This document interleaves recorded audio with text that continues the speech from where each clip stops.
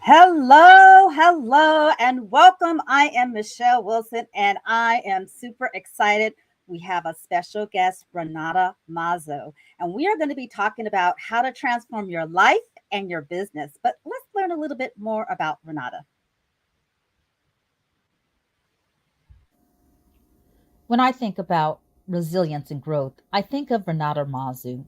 Known as a money blocks lady, Renata Mazu is an intuitive mind architect who teaches others how to overcome destructive internal patterns and transform the whole reality, master their life, and skyrocket their business. Renata is a sought after coach, healer, speaker, and author who has helped transform hundreds of lives and businesses across the U.S. and globally. Her roller coaster life journey served as a fuel to transform her own life. Renata stopped running from her past, healed traumas, tore down and rewrote deeply rooted destructive beliefs and self imposed limitations, and developed a highly successful system that allowed for profound transformation.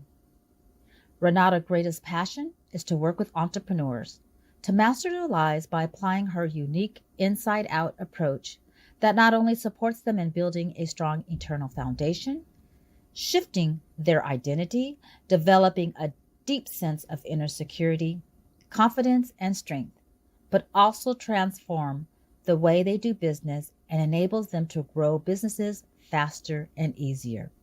And now, a guest on Ignite Your Essence TV show, Renata Mazu. Welcome. Welcome. How are you today, Renata?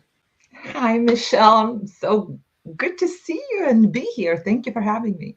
Oh, it's such a pleasure. And I'm really excited about our topic today. We're going to be talking about how to transform your life and transform your business, but also eliminating, those blocks, those internal shifts. And so before we get started, in the intro, we talked about you are an intuitive mind architect and that you're known as the lady block, right? That you block money's block people's blocks. And so I just want to kind of go back to your childhood. I know that you grew up in Europe and you said you lived with your family. You were a hardworking family. And I just want to kind of go back to your early years and learn how that impacted your life now, because you said that it kind of, you had a couple of traumatic experiences that transformed your life. So let's talk a little bit about that. Okay, well, we don't realize things are transforming until we look back 20 years later and see who we are and what was happening before, because that's when we formed, right? So, yes, I was raised and born in Lithuania, Europe. And if anyone knows, it's a small country. And I moved here to the States over a little over 20 years ago. And my career path changed over and over again because I was trying to find myself. You know, people like trying to find their purpose, what they're supposed to do here in life. But there was a point in time where nothing seemed to work. Whatever I turn, whatever I do, it's like, it's not me. It doesn't work for me. And I remember there was one crucial point in my life where I was with my daughter in her doctor's office and I have a complete meltdown. My tears flowing and I just cannot stop. It's just this bad state that I'm in. And I feel the worst mother, the worst person, the worst wife at the time. And nothing seemed to be working. On the surface level, I mean, it's a great life. I have a great job with the state government, yet I feel miserable in it. I have real estate business, I have travel business. I walk away from these. I had that 6 month old baby on my hands 24/7 because I couldn't do the job anymore. And then, on the top of all of this, a major trauma that I had like 20 years prior just hit me into the wall and I thought I kind of dealt with that already. I thought I kind of put it aside and away from me. And I just felt like I hit the rock bottom. And then my body starts breaking down. I cannot sit for more than probably 10, 15 minutes at a time without excruciating pain. At that time, I didn't know that emotions and they get stored in the body. Wow. And then the physical body starts breaking down until we actually take care of those things that were before. So I had to break myself apart, literally, like break every single inch emotionally, mentally, and see what's happening with me, what's wrong with me. That was the question of my life. What's wrong with me? And I remember I turned into every book I could find. I learned every modality. I did meditation, NLP, Psyche, tapping, seventh play. I mean, you name it. I probably tried it. And I found that there's actually nothing wrong with me. That was like the biggest revelation. What was wrong was all those experiences, all the observations, all the things I've heard that they were told me. And sometimes it seems like there is nothing wrong when we're a child is like put down, like it's like you cannot do this, you're not good enough, you're not this or that. We as children, we take it literally. We don't have the reference point at that time. So we start thinking that there's something wrong with us. Otherwise, those people would not tell this stuff. So I had to do a lot of work. I had to heal myself, rediscover who I was, and start building back that life and who I was to rebuild that identity that I had built before through the other people's lens. So one thing I learned, and that's my main message to everyone, is there's nothing, absolutely nothing wrong with you. Look inside and see what's happening internally, what you're not happy about, what you see around that you don't like, and then start working on that. See where it's coming from. And a lot of times, and I had this myself, a word said to us, we just take it as trauma. And then we filter all our life through that one word sometimes. And it's like a root, like one root branches to another, then it's getting bigger and there are more and more and more. And the next thing you know, you're crashing down and hitting the rock bottom. So I don't want to expand too much, but No, that's amazing. I think that's really profound. You said through all your work that you really realized that there's nothing wrong with you or there's nothing wrong with us. It's really Mhm. part of that transformation in life, it sounds like. And I know we're talking about transformation. And so I have a question for you, Renata. Our topic is about business and our life and those eternal shifts. But to you, what does transformation really mean to you? It's nothing else in my eyes as going from point A to point Z, or even A to B. It's that change that we feel inside. It's how we shift what we feel. And it's to feel from miserable to a little bit better, to good, to greater. It's like those incremental steps that we take from where we are to where we want to be and where we want to go. Wow. So another question then for you, because you were talking about when you hit rock bottom and you did all these modalities, and then you realize, oh, there is nothing really wrong with me. So how did you transform that internal shift? Was it through the modalities or was it something, how did you actually, I guess, rise up above those emotions and those Mhm. feelings?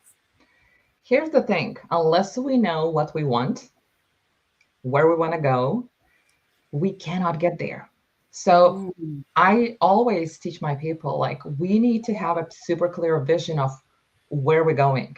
And a lot of people say, oh, that's cliche. It's like everyone knows what they want. They want money, they want relationships, they want whatever. The moment I ask them to go deeper and say, okay, what does that look like? What does that feel like? Where are you at? Who's around you? The moment you dig deeper, you understand that you start, oh, that's another point. A lot of people say, I don't want XYZ. So they even start from what they don't want anymore in their life. That's a good point. But then you need to figure out what that crystal clear vision is of the future. And then you identify what's blocking you, what that resistance is for taking those steps, why you behave the way you do, why you feel what you feel, what's causing that feeling. So, in part, yes, there were modalities, but what I found was that not a single one, not a single modality or technique, whatever you want to call them, worked from A to Z.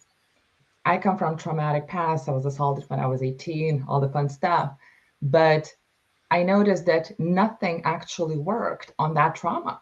So I had to create my own process, picking out like all the things and good stuff that worked from other modalities and put it in my process. And so it addresses all the aspects, emotional, mental, even physical. A lot of physical pain has associated emotional stuckness inside the body. So there is just not one answer. It depends what has caused it. It depends what has happened. It depends how your system has taken it, translated into the physical reality. So we can go many different ways. Well, I know you're intuitive, so it sounds like when you work with your clients, is it more like on the one-to-one because you specialize? Each person has their, as you said, their trauma or their what they're overcoming in their experiences, and then you identify that and then walk them through that process. Is that how you work with your clients? Yes.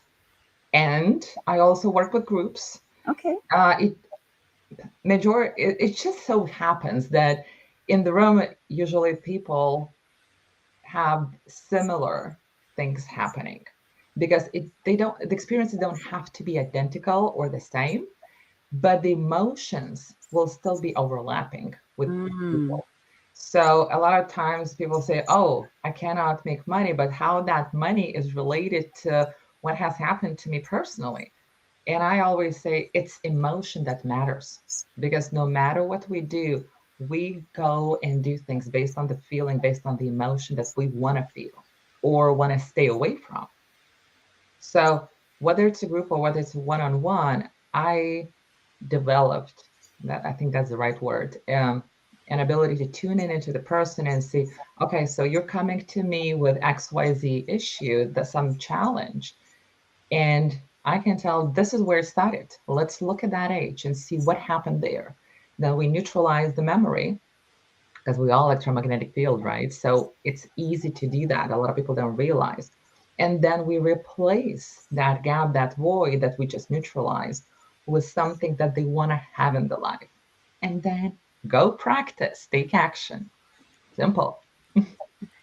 Simple. And when you're working with your clients, I know there's sometimes that resistance, right? To dig a little deep. So how do you move them from, like you said, they know what they don't want, but how do Mhm. you move them to where you start exploring what they do want and seeing what blocks them, because you said, especially as entrepreneurs, our purpose is to, start a business. We want to serve, provide a need, but we also want to be profitable. And I want to talk about that because you said there's a difference between profit and sales. And you were actually a business coach at one time, and then you transition into the intuitive side. But share with us, like when you're working with entrepreneurs and that money block, and the difference between profits and sales. If you could just share a little bit more about that, the distinctions that you have there. Yes, actually, I still do business coaching Okay. because a lot of coaches nowadays, and probably before, they're looking at the business strategies. And I worked closely with Goodwill and have my own clients now and back then. But what I noticed, a lot of people didn't do what they're supposed to do, even if they knew how to do stuff. That's why I turned into figuring out why exactly they're not doing what they need to do. Mm. And the sales and profit, I love that because what I see is a lot of people throw in numbers. I made 1 million, I made 5 million, I made 200,000 or 50,000. It doesn't matter. But they talking about sales. Sales don't mean that that's the money you're actually pocketing into the bank. It could be maybe 10% of that, what you sell, maybe 50, maybe 90. It really depends on the industry. So we kind of really need to distinguish those two profit and sale numbers because it's not always what you see in the bank coming. Hope that makes sense. Oh, absolutely.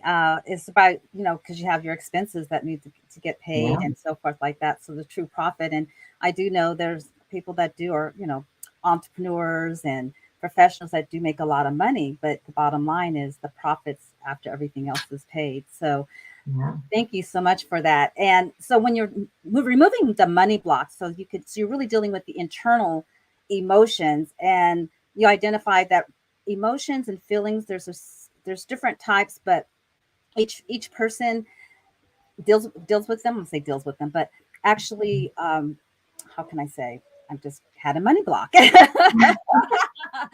So they have, when it comes to their emotions, just recognizing that and working with the emotions is basically what I'm trying to say. Mhm. When they've been blocked for so long, how do you tap into that and how do you unlock it? Okay, so it's super simple. Look, if you know me, you'll know that I'm gonna give you simple stuff because I'm a simple and I like simple stuff. So all you need to do is to identify your patterns. You need to look into emotions like, okay, what am I feeling? Am I angry? Am I like frustrated? Am I stressed? Do I feel fear? And make a note of this and look into like, okay, how you behave. What do you see over and over and over again you doing? And write those things down because then you're going to figure out, okay, these are the patterns. These are the things that I'm doing over and over again. What are the thoughts? What am I thinking over and over again? Write things down. I say take a moment, like for a week or two, and just observe yourself. That's the easiest way to identify those blocks because your emotions going to be the best guide ever. No one wants to feel bad. No one wants to feel crappy. And it's so easy to notice those. Or like when you go to bed, there was a time in my life where I could not fall asleep for like 2, 3, 4 hours. I would be tossing over and over again, and the mind would not shut up. It's just like it would, the noise. That's what I had for many years. That's easy to notice. All you need is an effort and commitment to start doing this. And then you get some help or you start clearing those yourself. And it's not that hard to even clear. A lot of people don't connect the body and the emotion because whatever you're feeling that in the body. So if you can just tune in and try to find the sensation associated with what you're feeling, you'll notice that there is some tightness, or some people even feel physical pain, believe it or not.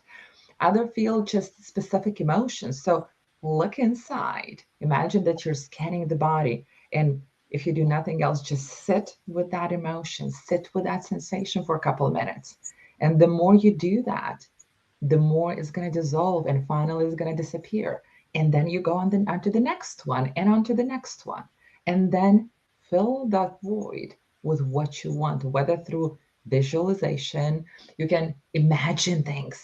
And a lot of people they say, oh, Renata, but how do I know that image that I have in my head is working? Well, there are many studies, science proven.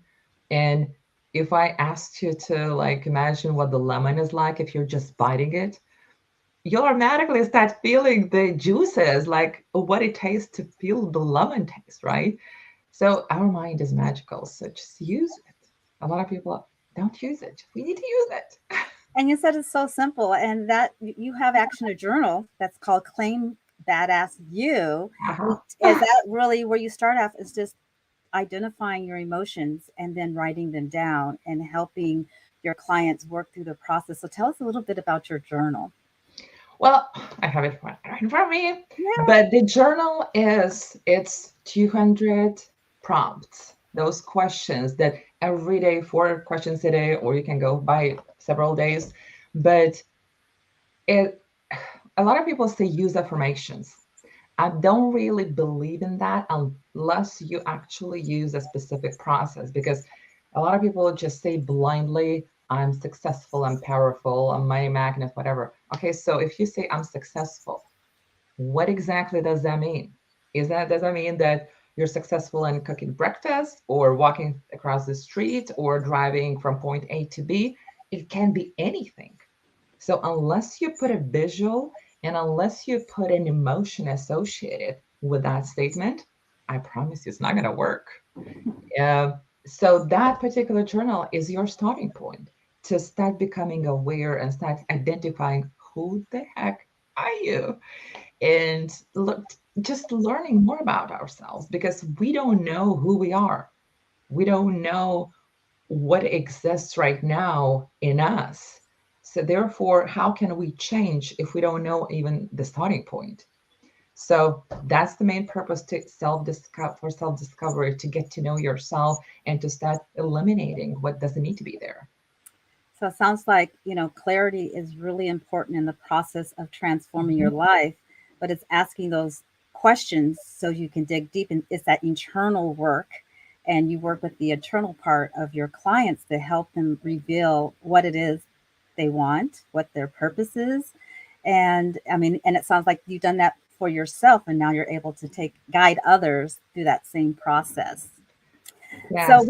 yeah, so tell me like a success story of one of your clients. I would really love to hear how you took in a client. Maybe, you don't have to get really, really in depth, but just how you took them from where they were really blocked and you were able to help them walk them through the process to really change and transform their life to where they're more happier and joyful.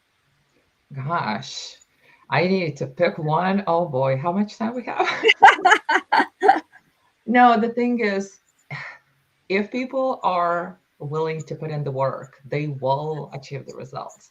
Now, I cannot guarantee what type of results they're going to be. I had a client who, in a month, she quit her job. She had a really good job in six figures. She quit her job. She launched a coaching program, 17,000 right after, then 200,000 right after. And it just was a different person, and she could do whatever she wanted after that. So shifts like that. I had another one who just came in for, I used to do those once a month free sessions. So people get to know me and what I do and experience that. I had one gentleman coming in there. He was trying to write a book for 2 years and he wasn't successful for whatever reason. After just one session that we were in the group setting, um, he was able to write not one but seven books in a week, a little bit over a week period of time. Another client quit her job. Then another client made 25,000 in a week after trying for a while. It just like there are a lot of those examples, and I cannot just pick one. I'm sorry, Michelle. Well, actually, those are phenomenal examples. And you say it's so simple, but it does take work. It does take commitment. Exactly. It's like, Look, I've gotten some people telling me, Renata, I'm just going to lay back in my chair and you do the work. And I just want the results. And look, we have to plant the seed. We have to nurture that seed. We have to do some work in order for that to grow, right? So that nothing's going to happen if you're not invested in yourself, if you don't want to do the work. You're absolutely right. so you talked about the gentleman and writing 7 books after trying to Mhm. write one book in 2 years. Would you say the block is procrastination, or is just because of the emotion that's blocking them? I mean, we talk about like the procrastination, the imposter syndrome. We have these self defeating thoughts and so forth. Is it a block that's stopping you or stopping us, or is it, what is it, that really that transforming moment where there's like, it's identifying that emotion and thoughts and feelings, because I know that they all are related to each other. I love what you just mentioned, procrastination. What we need to realize is procrastination, for example, is the outcome. It's the end Mm. result. It's not the block, it's not the root cause, it's what we see at the end of the road. So it's caused by something. And usually we procrastinate because it's not safe for us to do something, because we have this expectation that something bad will happen, or something's not going to go our way, or not how we want to see things. So therefore, our system just kicks in, and we just put up this defense mechanism that, oh, something may have happened in the past that we were not successful at, or there is a potential that something may go wrong. Therefore, we're going to withhold and just not do something. And that's how we go and grab a bite. That's how we decide that, oh, we need to do a laundry instead of actually emailing someone, because we're in the protective mode all the time. So we need to understand, okay, what's exactly causing that protection to be up, that wall to be up, so we don't take action, we don't do things And instead of we just go back into the safety and what's familiar, because yeah, that's important. So safety and what's familiar. So it really sounds, the bottom line is it's the fear that's stopping us, but identifying what that fear is coming from. So you're saying like procrastination is the outcome, but there is Mhm. something that went on in our past that's either triggering or bringing up memories that is creating the block, and the outcome is procrastination. Is that what I'm really understanding? Yes, yes, the outcome. A lot of people try to change behavior, which Yeah. is what created the last, because what how we behave is based on all the learning history we had, what we seen, observed, how our values were, or actually what values were put in on us, right? So all that fun stuff has created the behaviors. And what I see over and over again is people, oh, I'm gonna now change how I do things. If your system is not supportive of that change, nothing's going to happen. You may be successful for a day, a week, a month or so. You're going to go back to the old stuff no matter what, if what you have internally is not supportive. And we create those stories, how we're supposed to be, who we are, and what we should or shouldn't do. And they're just going to run on autopilot no matter what, unless we shift and change what that autopilot is about. Hope that makes sense. Yeah, it makes absolute sense. So, our behaviors, we're focusing on the behavior, but that's still just a symptom, right? It's It still a is. symptom. And I love that word because I use it all the time. that's just a symptom. So it sounds like it's really about awareness and being more aware of your thoughts, your feelings, and where that plays, that you're able to shift internally and unlock yourself. And I want to continue our conversation because my next question is going to be about habits. Because Ooh. we were talking about habits and how this all plays in. But I want to go ahead, and we have an amazing sponsor, the Los Angeles Tribune, and I just want us to learn a little bit more about the Los Angeles Tribune, and we'll come right back.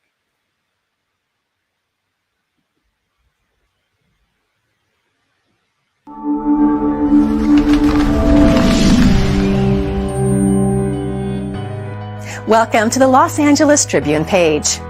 Here you will find original news programming, exclusive digital events, and shows that are directly from the community. At the Los Angeles Tribune, we believe in giving a voice to the voiceless. We are proud to be the only national brand to empower everyday people to make a difference. Since 1886, our reputation has been built on truth and responsibility. Thank you for watching and making a difference. For general inquiries, contact today. Thank you on behalf of the Los Angeles Tribune team.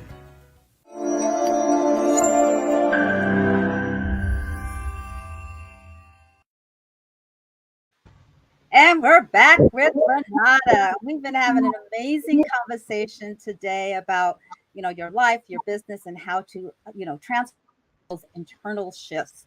And so we just talked about, behaviors, and we talked about outcomes like procrastination. Now I want to talk about habits. How does that play into this vortex of changing and transforming?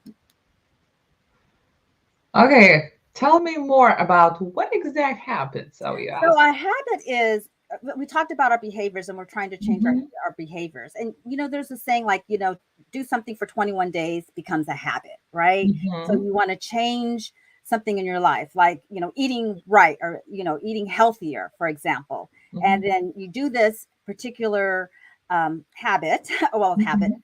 this action for 21 days, and then it becomes a habit. It becomes natural, is basically what I'm trying to say. So how does that play in? Because we were talking about like behaviors is more of a symptom. It's not Mhm. really the shift. And then we talked about procrastination. So I just want to identify like how habits play in our life when it comes to transforming, just becoming better versions of ourselves. Okay, so look, I'm a little black sheep, so let me share my angle. Look, I understand the habits and I agree. Some habits can be formed easily, like, okay, 21 day, science proof, and that's fine. However, if let's say there is something traumatic happened, let's just go into a little bit of extreme, right? And if my new habit should be that I need to be smiling all the time, that I need to be happy all the time, that I need to approach people, to make calls, to get clients, to raise prices. This is habitual as well. So if I don't feel worthy, if I don't feel enough, how can we change that habit? By just doing things. It's just we would be forcing a little bit ourselves and actually creating more resistance around that. So some habits, yes. Other habits, and I'm talking about more emotional, mental, internal stuff, I say we need to get back to the seed, that root cause where it all started, because you can force yourself to smile, you can force yourself to start approaching clients, but people feel energy. So if you change the way you do things and start a different pattern, a different habit, yes, it will work. But will it give you the greatest results? I don't know about that. That's questionable. So I hope that makes sense. Yes, that absolutely does make sense, and thank you for that. You're talking about, well, I like how you're just breaking it down, and I love that you're saying, you have a different perspective, and that's how we shift with different perspectives. And you actually have a free gift that you talk about worth. So, like, if worth is that more of a feeling, an emotion, like not feeling worthy, and then is it the experience that created that feeling, and then you help your clients work through that so that they can change their thoughts into more of a positive worthiness. So I know you have a free gift that you're offering, but is that really the process of the system that you have developed over the years? Yes, it is. And yes, when we look at the worthiness, I mean, the easiest way to see what we think about that is to actually ask, okay, how easy for us is to, let's say you're an entrepreneur and you don't, I mean, you want to charge more, but then you automatically think, what if no one is going to pay me? What if I'm not able to uh, produce what they're expecting me? What if I'm not going to able to do the results? Or what if people judge me? So see how all those questions kind of put yourself like in a lower space and more in the in the back seat, not in the driver's seat. So we automatically generate not so good emotions there. So therefore, a lot of people attach their performance levels to the worthiness. That is especially common to the high achievers, because the better they perform, they feel that they're worthy of something, they're good enough, they're better. And that's why they try to prove to the world through the performance. But the moment they make a mistake, the moment something falls through, they feel down. So they feel, oh, I don't deserve that much money. I don't deserve that salary or that client or that project, whatever that is. So we always need to look, what is the underlying thing? What is that autopilot? Because, and I hear a lot of people tell me, Renata, that's almost like not nonsense, because we can control the behaviors. But let me ask you something. Those, and this goes back to the habits. So imagine that you're going to the garage and you're getting into the car. So opening the door, you don't even think how you do that, right? You start the engine, you start driving. And at some point, you start daydreaming. Who is driving the car at that moment? There must be some autopilot. I agree. Sometimes I'm like, when I arrive, how did I get there? Or even sometimes when you're driving the same route and all of a sudden you see something that you hadn't seen before, and then you're questioning yourself, am I on the right path? Mhm. And I love what you were talking about, that worthiness. So it's really about asking yourself empowering questions, especially if you're a high achiever. We always look at what we're not doing as opposed to what Mhm. we're doing. So in the process of asking our questions, the internal questions. So it sounds like questions is what's really the most empowering part, is asking those questions about, what you want and how you want to achieve. But just changing your focus also sounds like through your process, when you're changing, or that eternal dialogue that we have. And really you want more of an empowering, because you said everything is energy. So when we're asking, when we're doubting ourselves, our vibrations is going down. However, but when we're asking ourselves more positive questions, it goes up. So do you work like that with your clients during this process? Always, always, because I don't know if you know about the study. I think it was Mr. Moto who did the snowflake study, how emotions Mhm. affect water molecules. So if you haven't heard, just Google it. It's really fun. The same way we operate. the higher we vibe. In other terms, the better we feel, the better everything is happening around us. So we gotta look into what's really going on inside what we feel. And a lot of us are blocked emotions, even because it's not safe for us to feel. It's not okay for us to express. And for many years, the same happened to me. I I thought that was my truth, that it's not okay to feel and it's not okay to express those emotions and express those feelings. So yeah, it all goes back to one thing, us and the work.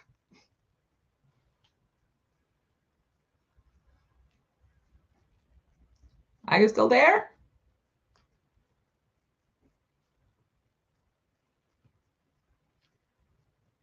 Did we lose Michele? I think we did. Hello, Renata. This is Oh, Michele hi, Cavetto. Michele. We She'll love be you, back into the everyone. studio. That was a beautiful relation that you have. Hello, folks. This is Michele Cavetto.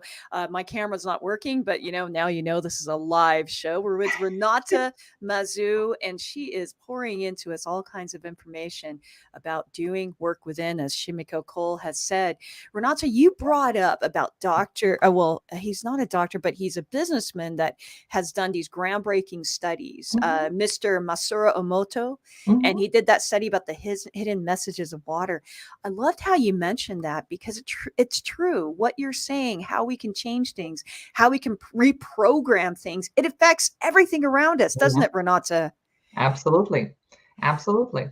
So when a person comes in, and I believe that Michelle Wilson is coming in right now, I'm just going to ask you a quick question and Michelle will jump in. When a person says, Renata, I'm doing this for a few days and I'm not seeing any changes and I feel miserable, what do you tell them to keep them going? And I'm going to step back here. Here's the thing.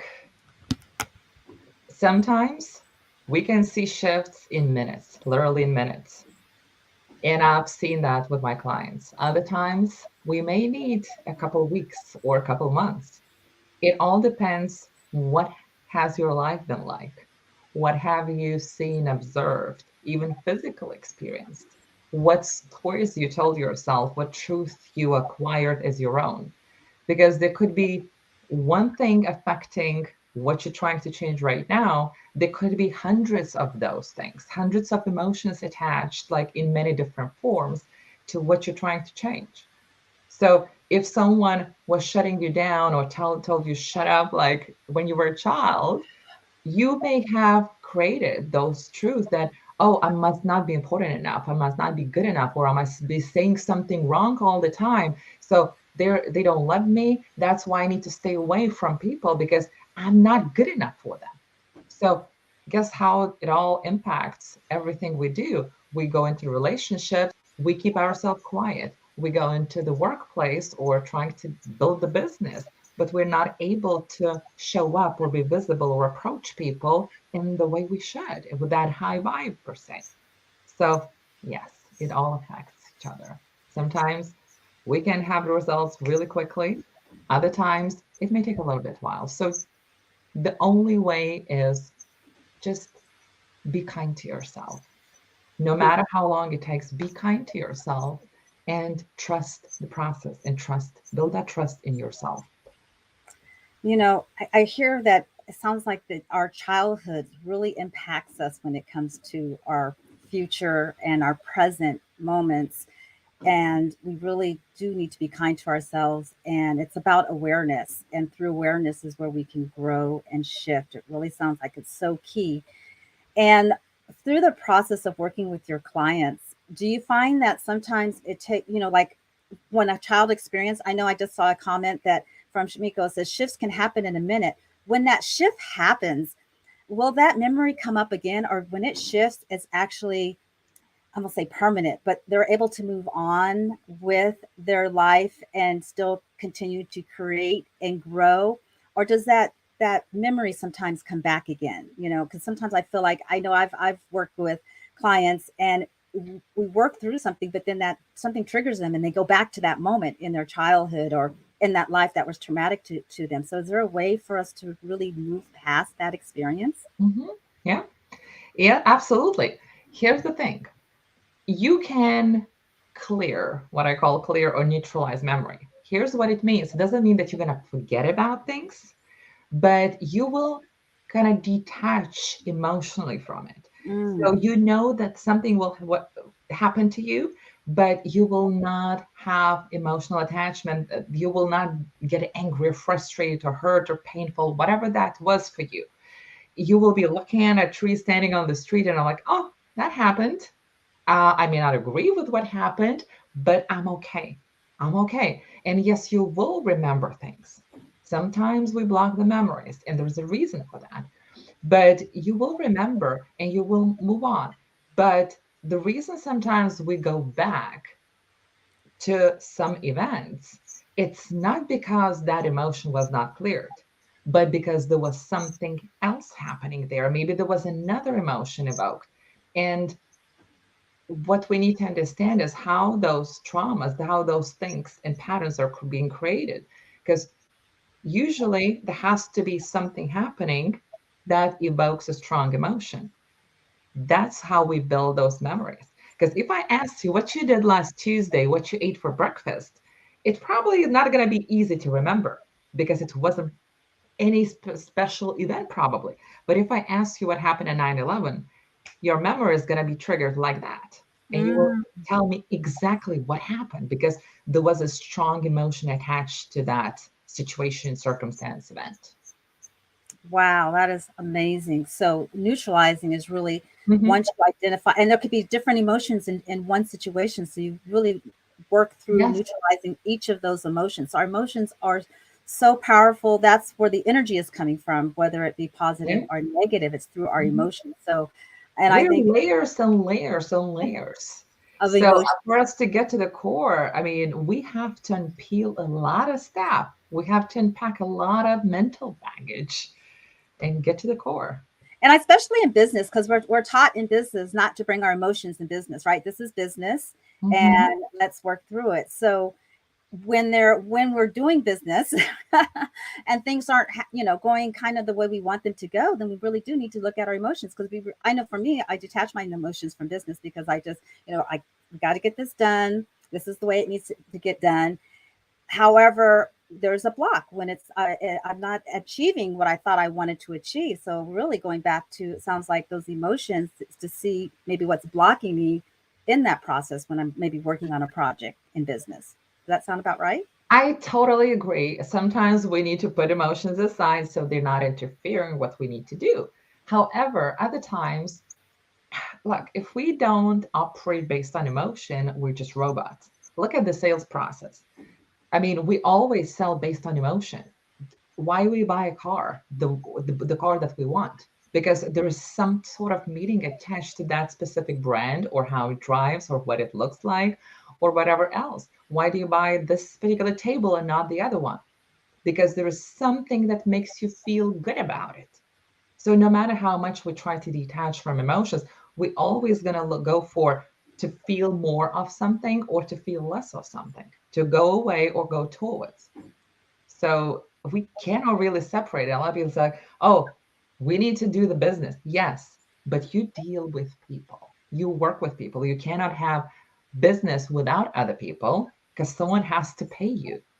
And you need to show that emotional side, what you can do for them so they get fulfillment, so they get result of what they want, whether if you're booking travel. So they want that exhilaration maybe of the travel. They want maybe relaxed state. Whatever else, we always operate based on emotion, no matter what. No matter what other people say, that's my opinion. So no matter what.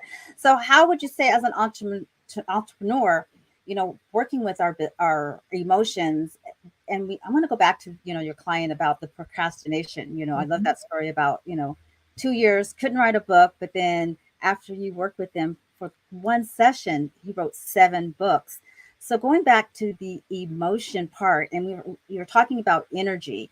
How do Mhm. we raise our energy, especially as entrepreneurs, and our emotions to be more on the positive and what we want as opposed to what we don't want? Is there a way that we can monitor ourselves? Because it sounds like we're having that internal dialogue all the time. And I know you said about, writing it down and journalizing, but how do we monitor that, especially as entrepreneurs? And we're working with different types of people all the time. And so how can we monitor ourselves on a day-to-day basis?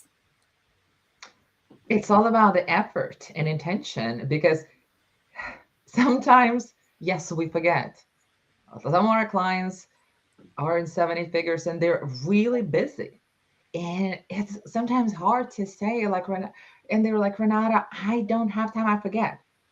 Look, in these cases, I say a simple solution is just set reminders.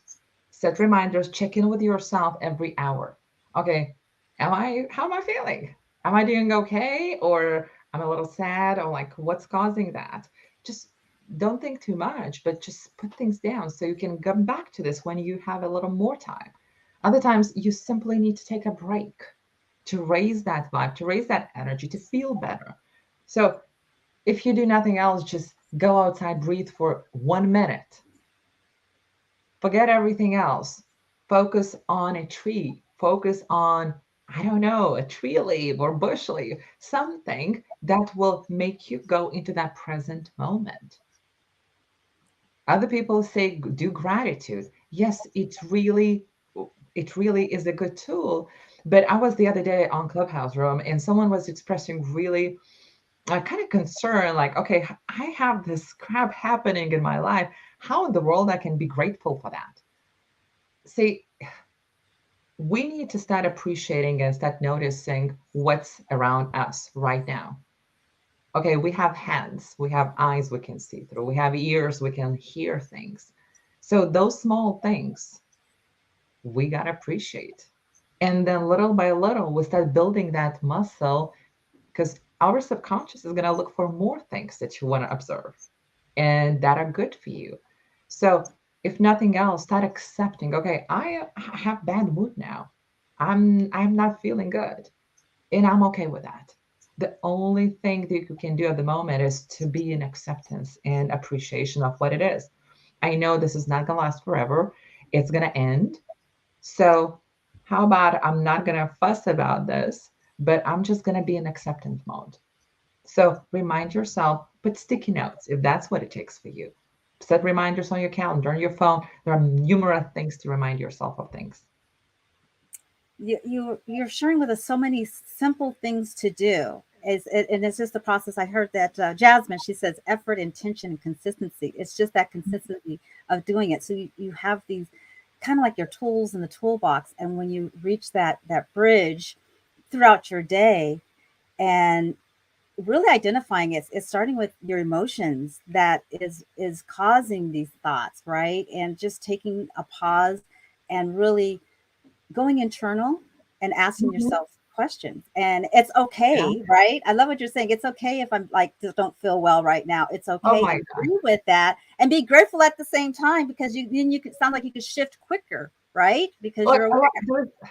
see, I love what you just said. I had to jump in because a lot of people think like, oh, we have to feel high vibe all the time. Look, we're human. It's not gonna happen. Life will happen. Our children will get sick. We're gonna get sick. Something will happen.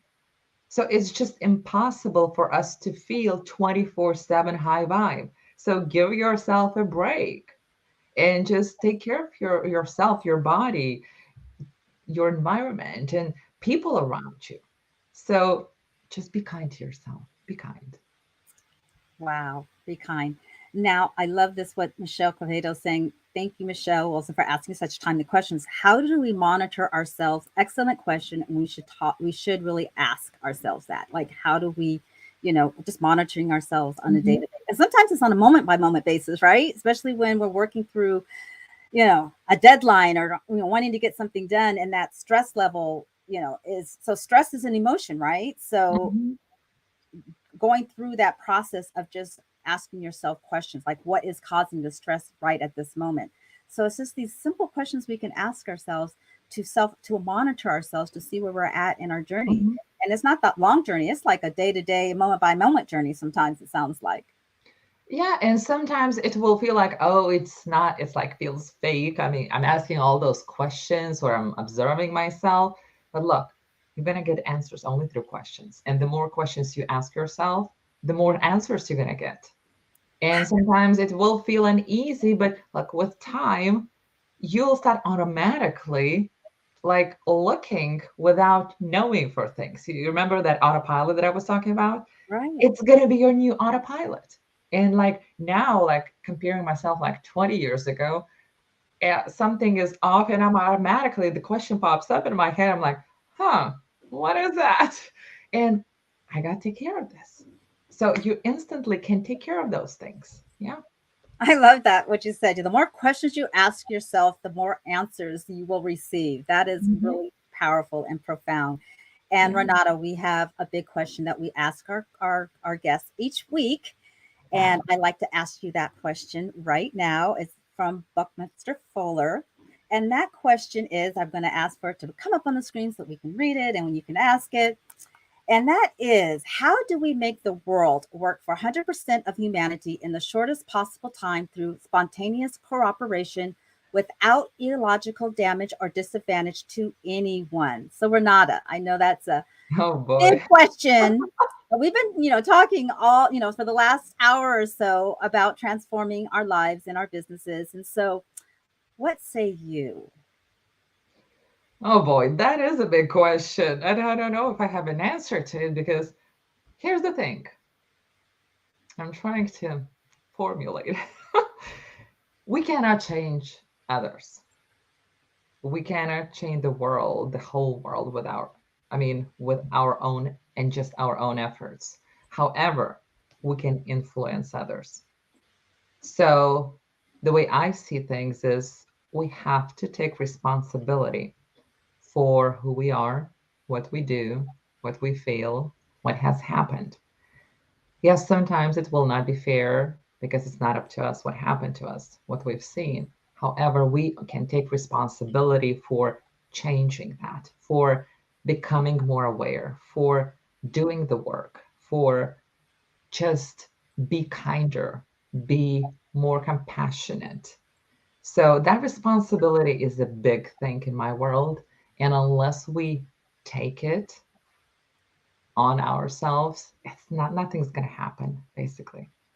So we always need to start with ourselves. And then whenever people see the shift in us, some of them, if not most, will get inspired to do the same thing for themselves.